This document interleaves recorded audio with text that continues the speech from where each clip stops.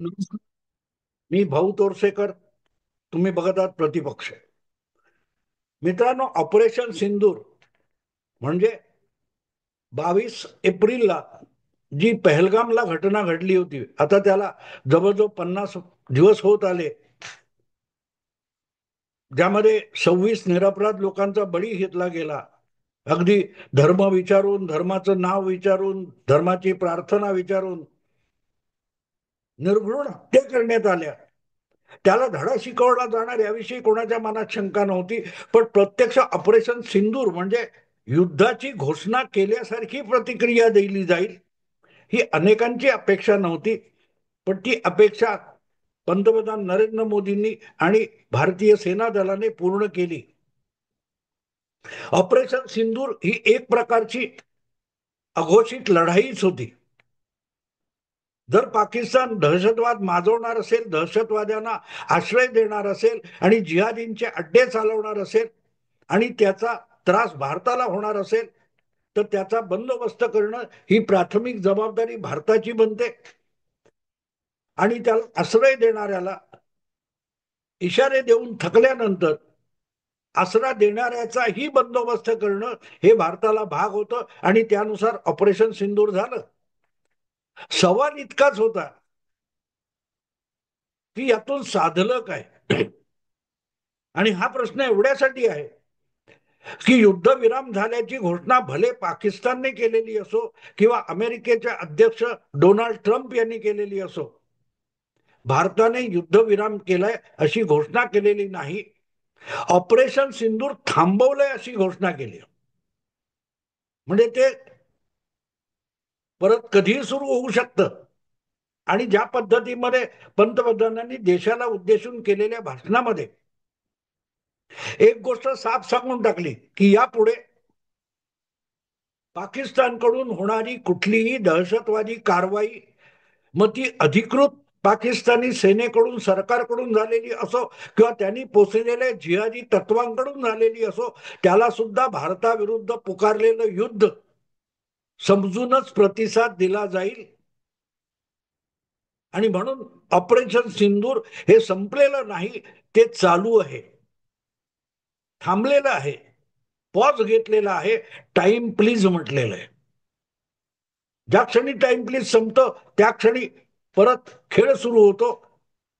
मुद्दा असा आहे की या सगळ्यामध्ये भारताने साधलं काय. भारताने साधलं काय. पहिली गोष्ट म्हणजे हा भारताचा आक्रमक सुरक्षेचा नवा चेहरा जगासमोर आणला. आणि म्हणून यामध्ये एक विचित्र गोष्ट आपल्याला दिसते की ऑपरेशन सिंदूर मध्ये भारताने ठोकलंय कोणाला, तर पाकिस्तानला. पण लागलंय कोणाला, चीनला.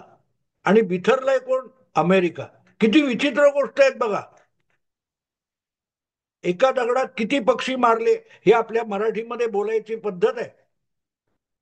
पण जिथे पक्षी होता त्या पक्षाला ठोकलं असताना चीन रडकुंडीला आला आणि अमेरिकेला काय करावं ते सुचेनासं झाले. आणि या दोन महाशक्तींच्या इर्द गिर्द जगाचं राजकारण फिरवणारे सगळे लहान मोठे देश आहेत, त्यांना सुद्धा कळेन असं झालंय की हे होतंय ते काय होतंय. होतंय ते काय होते. मित्रांनो, एक गोष्ट असते नेहमी आपल्याकडे, ही बेसिकली अमेरिकेची पद्धत आहे, buy one get one free. म्हणजे आपल्याकडे 50% सवलतीत वस्तू विकल्या जातात. अमेरिकेत काय करतात ते, म्हणजे अमेरिकन मार्केटिंगची पद्धत जी 25-30 वर्षापूर्वी मी बघितली होती, हळूहळू करत ती आता भारतात पण आलेली आहे. Buy one get one free, buy one get two free. म्हणजे एक शर्ट तुम्ही पूर्ण किंमत देऊन घ्या आणि त्याच्या बरोबर तुम्हाला आणखीन 2 शर्ट मोफत मिळतील. कुठची एक वस्तू घ्यायची विकत आणि त्याच्या बदल्यात एक किंवा दोन नग मोफत मिळणार. पण एक घेतलं म्हणून 50% सवलत नाही. हे जसं असतं तसं ऑपरेशन सिंदूर मध्ये सुद्धा मला असं वाटतं की buy one get two free झालेलं आहे. भारत हा विश्वगुरु होण्याच्या दिशेने वाटचाल करणार, ही भूमिका नरेंद्र मोदी गेली 8-10 वर्ष सातत्याने मांडतायत. अगदी पहिल्या टर्म मध्ये तुम्हाला आठवत असेल 14 ते 19 या कालखंडामध्ये पंतप्रधान म्हणून जगभर फिरणाऱ्या नरेंद्र मोदींना एनआरआय प्राईम मिनिस्टर, अनिवासी अनिवासी भारतीय पंतप्रधान अशी टवाळी नरेंद्र मोदींची झालेली होती. पण हा माणूस पहिल्या 5 वर्षामध्ये जगाच्या जवळजवळ 50-60 देशांमधून का फिरला याची माहिती घ्यावी, शोध घ्यावा, अशी ही बुद्धी आपल्या बुद्धिमंतांना झाली नाही, कारण ते बुद्धिमंत आहेत. मला ते एक आम्रपाली सिनेमातलं गाणं आठवतं, ज्ञान की जैसे सीमा ज्ञानी, गागर में सागर का पाणी. म्हणजे एखादा ज्ञानी पुरुष असतो, त्या ज्ञानी पुरुषाला असं वाटतं की आपलं ज्ञान अगाध आहे आणि जगात आणखी कुठे काही शिकण्यासारखं राहिलं नाही, आणि तो शिकणं बंद करतो. पण त्याला मिळालेलं ज्ञान हे पूर्ण ज्ञान नसतं. ज्ञान हे समुद्रासारखं अथांग पसरलेलं असतं. एका घागरीमध्ये पाणी भरलं समुद्राचं, तेवढं ज्ञान तुम्ही आत्मसात केलं म्हणून सगळा सागर तुमच्याकडे आला असा होत नाही. नेमकी आपल्याकडच्या बुद्धिमानांची ती अवस्था आहे. म्हणून नरेंद्र मोदी सारखा नवा पंतप्रधान, नव्या भूमिकेचा, आयडिओलॉजीचा पंतप्रधान पूर्ण बहुमताने देशाच्या सत्तेवर आला आणि इतक्या मोठ्या संख्येने वेगवेगळ्या परदेशांना भेटी देतोय. तर का देतोय याची माहिती घ्यावी, त्याचा शोध घ्यावा. असं ज्यांना वाटले नाही ते बुद्धिमान असतात आपल्या देशात. पहिल्या 5 वर्षामध्ये जगभर फिरणाऱ्या नरेंद्र मोदींनी आजवरचा भारत आणि 2014 नंतरचा भारत यामध्ये जमीन अस्मानाचा फरक आहे हे जगाला सांगण्यासाठीच इतके दौरे केलेले होते. आणि नंतरच्या 5 वर्षामध्ये मोदींचे तितके दौरे झाले नाहीत. पण पहिल्या 5 वर्षाच्या दौऱ्यामध्ये जगाला इतक्या पद्धतीने बदललेला भारत समजावला होता की दुसऱ्या 5 वर्षाच्या आरंभी पहिल्या निवडणुकीनंतरच्या पहिल्या अधिवेशनामध्ये 370 आणि 35A कलम घटनेतून काढून टाकणारा प्रस्ताव संसदेत आला. तेव्हा जगभर पाकिस्तानने चर्चा घडवण्याचा प्रयत्न केला, पण चर्चा होऊ शकली नाही. अगदी 57 देशापैकी 2 देश सुद्धा भारताच्या विरोधात आणि पाकिस्तानच्या बाजूने काश्मीर प्रकरणी उभे राहिले नाहीत. हे पहिल्या 5 वर्षाची मेहनत होती. पण त्यासाठी मोदी फिरतायत जगभर. भारताची नवी भूमिका, भारताची स्वयंभूता जगाला समजावण्यासाठी मोदी जगभर फिरतायत. याचा विचार सुद्धा ज्यांच्या मनाला शिवला नाही ते आपले राजकीय विश्लेषक आणि बुद्धिमंत आहेत, त्यांची कीव करावीशी वाटते. आणि म्हणूनच मग त्या दुसऱ्या कारकिर्दीच्या पहिल्या आरंभी झालेल्या घटना आणि तिसऱ्या कारकिर्दीच्या आरंभी घडलेल्या घटना यांची सांगड घालणं ज्यांना कळत नाही त्यांना आजचे बुद्धिमंत म्हणावं लागतं. योगायोग बघा कसा आहे की बहुमत गमावलंय. 303 वरून भाजप 240 पर्यंत आलाय. आणि तरीही मोदी पंतप्रधान तिसऱ्यांदा झाल्यानंतर, एनडीएचे पंतप्रधान झाल्यानंतर आणि मित्र पक्षांच्या मदतीने बहुमत दाखवत सरकार चालवत असताना तेच नरेंद्र मोदी पहिल्या 10 वर्षात बहुमत असून जितके कठोर निर्णय घेऊ शकले नाहीत, जितकं मोठं धाडस करू शकले नाहीत, तितकं धाडस आज करताना दिसतात. ही मोठी गंमत आहे. आणि मग म्हणूनच हे काय रहस्य आहे की दुबळा पंतप्रधान देवेगौडा असतील, काय ते व्ही पी सिंग असतील, इंद्रकुमार गुजराल असतील, तुमचे मनमोहन सिंग असतील, हे आघाडीचं आणि अल्पमताचं पाठिंबा आघाडीचं सरकार चालवताना जितके डळमळीत होते, कमी अधिक प्रमाणात मोदी आज अल्पमताचे मुख्य पंतप्रधान आहेत.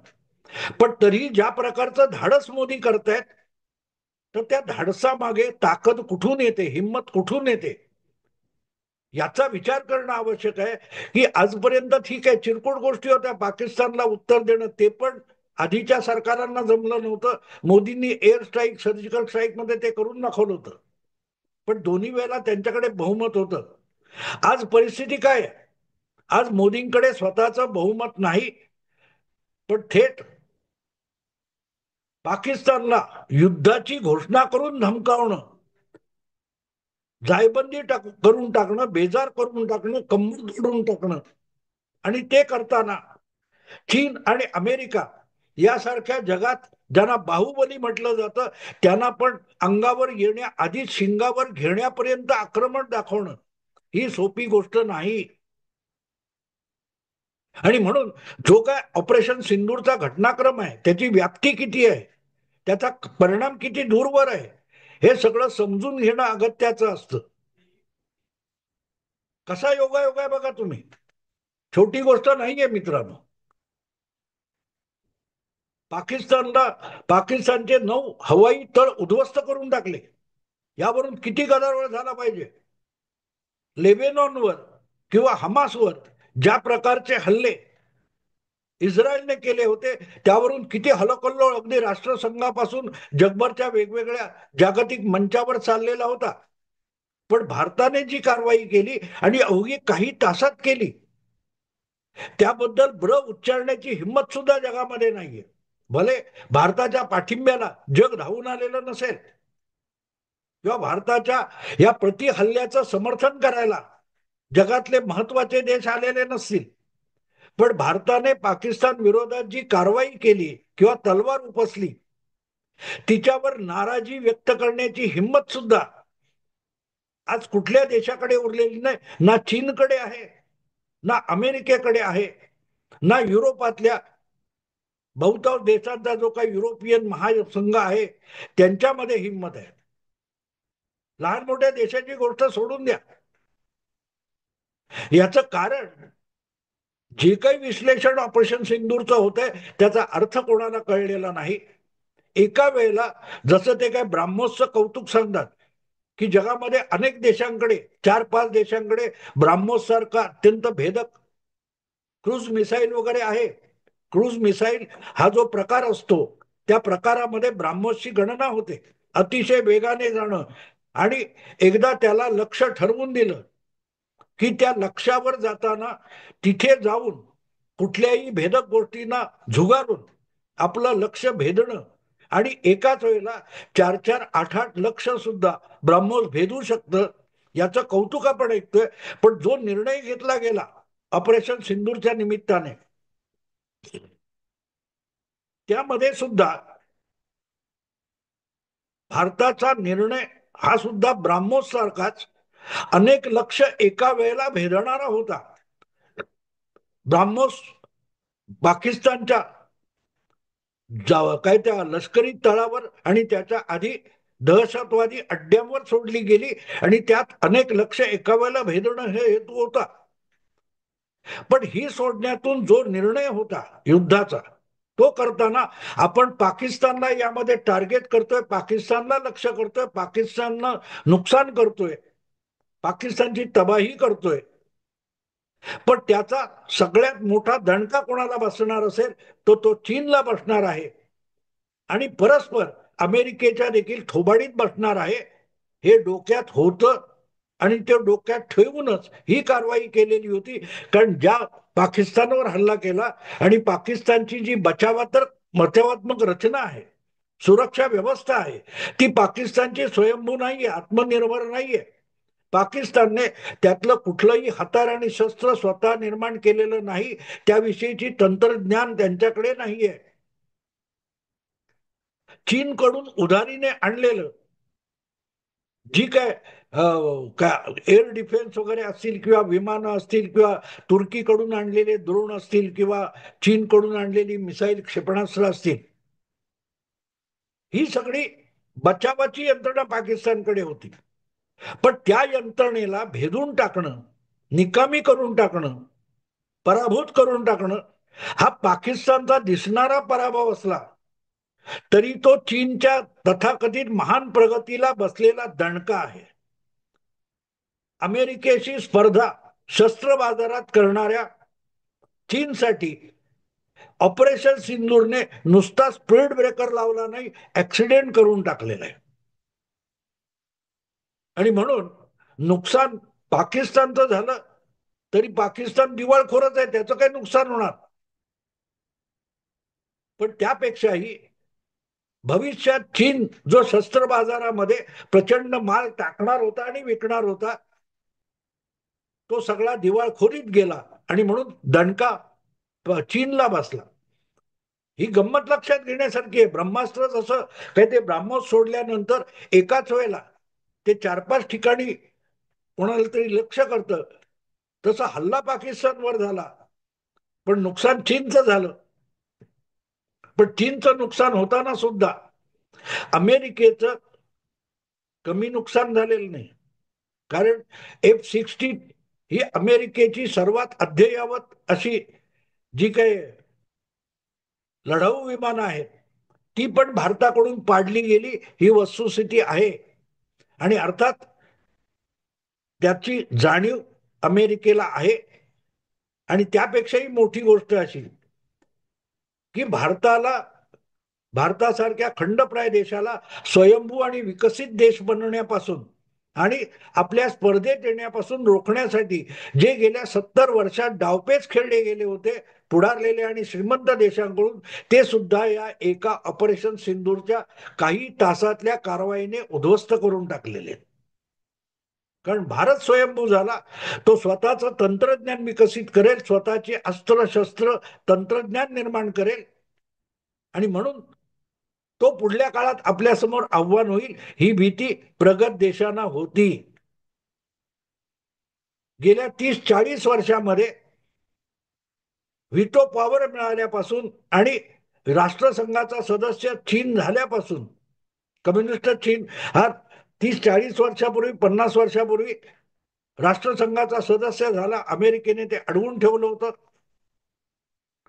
ते सगळं झाल्यानंतर अमेरिकेशी आर्थिक व्यवहार चीनचे सुरू झाले आणि बघता बघता चीन हा अमेरिकेला टक्कर देण्या इतका प्रगत झाला, तो आवरता येत नाही. अशा वेळेला भारताकडे नवीन नेतृत्व आलंय आणि ते भारताला स्वयंभू आणि विश्वगुरु करायला बघतोय, तर अमेरिकेच्या पोटात गोळा येणं हे स्वाभाविक होतं. आणि म्हणूनच भारताची ही प्रगती रोखण्यासाठी खूप आधीपासून पाकिस्तानला भारताच्या पायात बेडी घातल्यासारखा वापरण्यात आला, दाखवायला. पाकिस्तानच्या दहशतवादाला नावं ठेवायची, पण तो दहशतवाद आणि त्याच्या योगाने पाकिस्तान मरू नये आणि भारताला आपल्या पायातली बेडी काढून पूर्ण वेगाने धावता येऊ नये म्हणून पाकिस्तानला पोचण्यामध्ये अगदी युरोपियन महासंघ आणि चीन सहित अमेरिका पण होता. चीन उघडपणे दिसणारा मित्र आहे आणि अमेरिका आपण भारताला आणि पाकिस्तानला खेळवतो असं नाटक करत होता. त्या सगळ्यांना एकही शब्द अपशब्द न उच्चारता मोदींनी किंवा भारताने दणका दिलेला आहे, दणका दिलेला आहे. कारण शस्त्र बाजारात अमेरिका आणि चीन दोघांची जी शस्त्र पाकिस्तान भारताला घाबरवण्यासाठी वापरत होता, अण्वस्त्रांची भीती भारताला दाखवत होता पाकिस्तान, पण ती पाकिस्तान दाखवत होता यापेक्षा चीन, अमेरिका आणि युरोपियन संघ दाखवत होता. ही वस्तुस्थिती आहे. जसं उद्धव ठाकरे समोर येत नाहीत आणि संजय राऊतांच्या तोंडून आपले शब्द पुढे पाठवतात, दाऊद कोणाला दिसत नाही, दाऊद कोणाला फोन करत नाही, शकील धमक्या देतो, तसा पाकिस्तान हा अमेरिका आणि चीन यांचा छोटा शकील आहे. आणि म्हणून नाक फुटलं असेल आणि नाकातून भळभळा रक्त जर पाकिस्तानच्या वाहत असेल, तर लक्षात ठेवा चीनचा श्वास अडलेला आहे. कारण त्यांची विमानं, त्यांचा एअर डिफेन्स हा सगळा प्रत्यक्ष युद्धामध्ये निकामी निरुपयोगी ठरला, याची साक्ष खुद्द पाकिस्तानच्या पंतप्रधानानेच दिली. आणि म्हणून ऑपरेशन सिंधूर मधून साधलं काय? पीओके मोकळा झाला का? पीओके ताब्यात घेतला का? किती विमानं पाडली? असे जे खोलचट प्रश्न विचारतात आणि त्यांना प्रसिद्धी देणारे जे बुद्धू पत्रकार आहेत, त्यांना यातलं काही कळणार नाही आणि म्हणूनच यांना कुठलाही खुलासा करून समजवणं मोदींना आवश्यक वाटत नाही. मोदींबद्दल जी तक्रार होते की ते पत्रकार परिषद घेत नाहीत, त्याचं हेच कारण आहे की निर्बुद्धांच्या संगतीत काही तास घालवणं, काही मिनिट घालवणं हे सुद्धा एखाद्या बुद्धिमान माणसासाठी, कर्तबगार माणसासाठी मोठं नुकसान असतं. फक्त कुरापती काढण्यासाठीच ज्यांना पत्रकार परिषद हवी असते, मोदी त्यांच्याशी असहकार्य करतात. जसा भाऊ तोरसेकर आपल्या चॅनेलच्या खाली कॉमेंट बंद ठेवतो. मोदींनी पत्रकार परिषद न घेणं आणि प्रतिपक्षामध्ये कॉमेंट बंद असणं यामध्ये काहीही फरक नाही मित्रांनो. पण जिथे लागायचं तिथे लागलं पाहिजे आणि परिणाम अनेक पटीने मिळालं पाहिजे.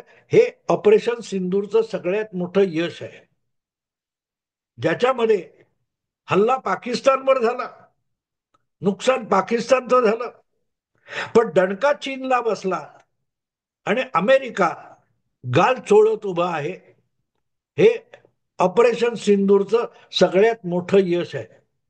समजून घेतलं तर शक्य आहे, समजायचं नसेल तर काहीच झालेलं नाही. असो मित्रांनो, आता इथेच थांबतो. आवडलं लाईक करा, शेअर करा आणि प्रतिपक्षाला सबस्क्राईब करा. नमस्कार.